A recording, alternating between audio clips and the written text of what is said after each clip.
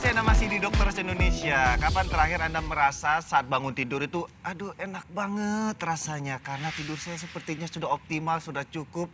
Dan saya mendapatkan waktu istirahat yang sangat-sangat menyenangkan. Ya, bicara masalah tidur atau istirahat yang berkualitas, tentunya hampir semua orang ingin mencapainya. Apalagi kalau keesokan paginya Anda harus beraktivitas. Dan aktivitasnya sudah menumpuk banget. Bener nggak Dokter Daniel? Benar sekali, ya. Dokter, Saya mau ya. nanya ke Dokter Daniel nih. Kebetulan Ya, pemirsa hari ini saya ditemani oleh Dokter Daniel. terima kasih. Kapan terakhir Dokter Daniel Tidur? sulit tidur? Sulit tidur, bukan kapan terakhir tidur. Kalau tidur ya insya Allah sih semua orang hampir setiap malam pasti tidur. Tapi kalau Yes. sulit masuk tidur, kemudian Sulit tidur. tidurnya tuh kurang nyenyak, suka sering bangun. Kapan terakhir seperti itu? Sudah lama sih, Dok. Udah lama ya, Dulu belakangan mungkin ini. kalau misalkan mau ujian Kayaknya begitu waktu ya. kuliah deh ya. Nah, Keluhan besoknya mahasiswa ujian, nih. waduh. Jadi kan kita stres begitu ya. Iya. Terus misalkan mungkin awal-awal kerja, wah besok mau interview kerja misalkan. Iya. Atau mau ketemu sama seseorang yang menegangkan begitu. Bisa Iya. jadi Oh iya, itu nagih cicilan susah berarti tidur. ya. Oke, ini bicara masalah kesulitan tidur sebenarnya. Tadi seperti kata Dokter Daniel, orang terlalu excited atau takut untuk sesuatu yang dihadapi keesokan paginya. Iya, Ya, betul. jadi sistem kerja tidak hanya tubuh, otak juga mempengaruhi kita tidak mendapatkan tidur yang berkualitas. Penyebab lainnya nih, contoh aja, misalnya cahaya atau ketidaknyamanan ruangan di saat kita tidur itu bisa mengakibatkan kita sulit untuk tidur dengan pulas. Bisa juga ini pemirsa mungkin Anda saat ini tinggal di kos-kosan ya. Iya.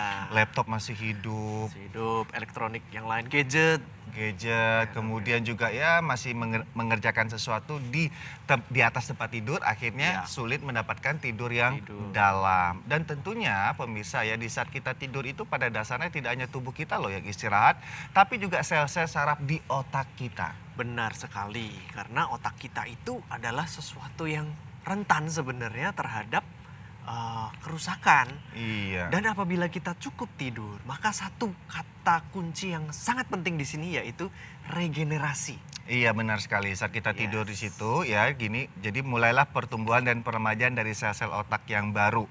Dan ini dipengaruhi oleh sistem kerja dari neuron yang mengantar impuls atau pesan-pesan. Mungkin Pesan-pesan. lebih gampang lagi kita gambarkan seperti percobaan kali ini. Di sini ada beberapa balon yang diwakili oleh beberapa warna. Ini menandakan bahwa pemirsa di saat kita tidur yang cukup, konsumsi makanan cukup, olahraga juga cukup, tubuh kita itu Ya. sebenarnya mampu untuk menyerang apapun dan untuk beregenerasi. Iya. Tapi kalau itunya tidak beberapa hal yang berkaitan dengan istirahat, olahraga dan konsumsi nutrisi nggak cukup ya, Yes. tidak mampu regenerasi, radikal bebas bisa kapan aja datang. Ya, betul sekali. Seperti contoh kita kali ini ya Dr. Daniel ya. Ya, jadi ini melambangkan neuron kita. Jadi kalau neuron di otak kita itu seperti jaras-jaras begitu. Dan neuron itu adalah istilah untuk menyatakan suatu sel dari otak kita. Dan neuron ini mudah mengalami oksidasi dari radikal bebas tadi. Iya. Trian. Nah, ini saya punya sebuah alat di sini yang melambangkan radikal bebas. Dan radikal bebas itu kan bisa dari macam-macam ya. Iya. Dari proses pembakaran di dalam tubuh kita pun itu ada radikal bebasnya. Lalu dari luar misalkan merokok, paparan dari asap kendaraan, karsinogen dari makanan, dari polusi dan lain sebagainya, radikal bebas lagi. Begadang juga bisa, begadang, akhirnya ya. sulit tidur, Iya, tidak dapat kerusakan. yang berkualitas ya. Iya, jadi kerusakan-kerusakan sel yang terjadi di tubuh kita radikal bebas lagi. Jadi otak kita ini terdiri dari sel-sel yang seperti lemak ya. Jadi sebetulnya adalah sel lemak juga di otak kita itu mudah sekali mengalami oksidasi akibat radikal bebas ini. Iya. Terutama apalagi kalau dia istirahatnya tidak bagus, tidurnya kurang, misalkan sering begadang. Nah, ini contohnya ya Dokter Rian. Iya. Langsung saya praktekkan paparan radikal bebas pada kalau kita itu kurang tidur atau tidurnya kurang berkualitas. Iya, besok paginya bisa tidak fokus ya. Ya, contohnya seperti ini.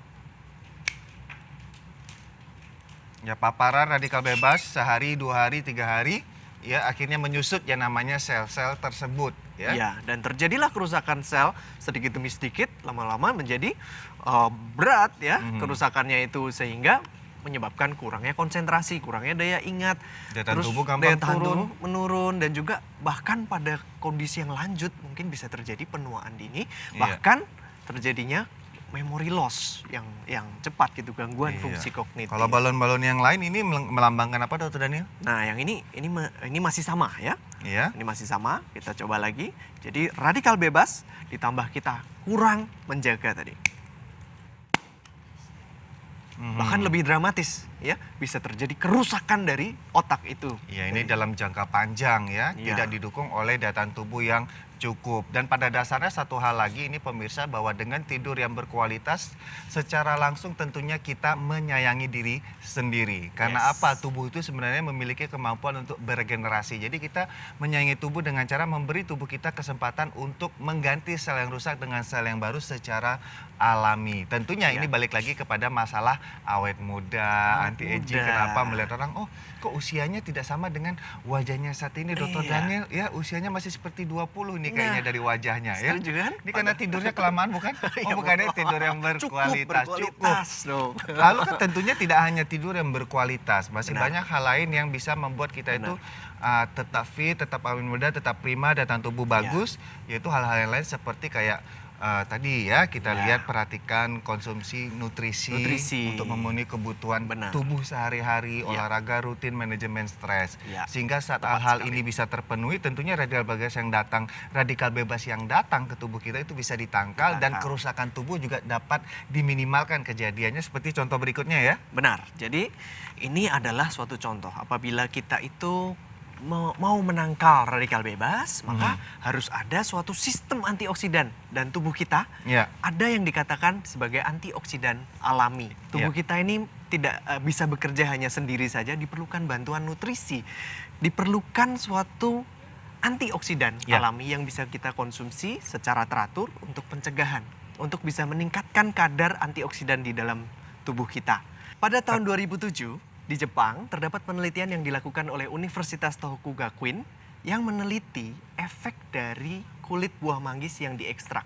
Nah, ternyata di dalam kulit buah manggis ini terdapat kandungan antioksidan yang kuat yang dapat melindungi sel. Jadi memiliki efek yang kita sebut sitoprotektif atau kalau dalam spesifik dalam sel otak yaitu neuroprotektif. Artinya dia dapat membantu tubuh kita melindungi sel-sel otak tadi.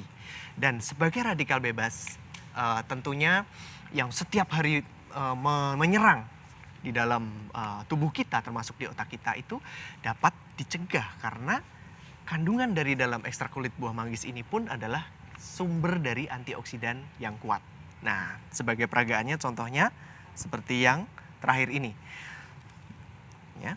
Ini radikal bebas yang memapar neuron kita ya, yang mendapatkan asupan antioksidan alami seperti yang terdapat di dalam kulit buah manggis ya, terutama dalam kulitnya yang berwarna merah keunguan itu, dia masih bertahan.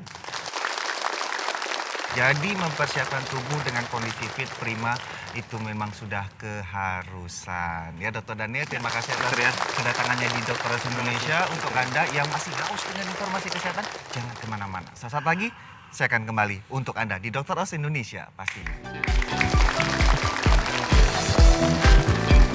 Cuci tangan yang baik itu seperti apa sih? Kesehatan berawal dari hal yang sederhana. Cara paling efektif untuk menghilangkan kotoran di tangan dan kuman di tangan itu adalah dengan cuci tangan pakai sabun dan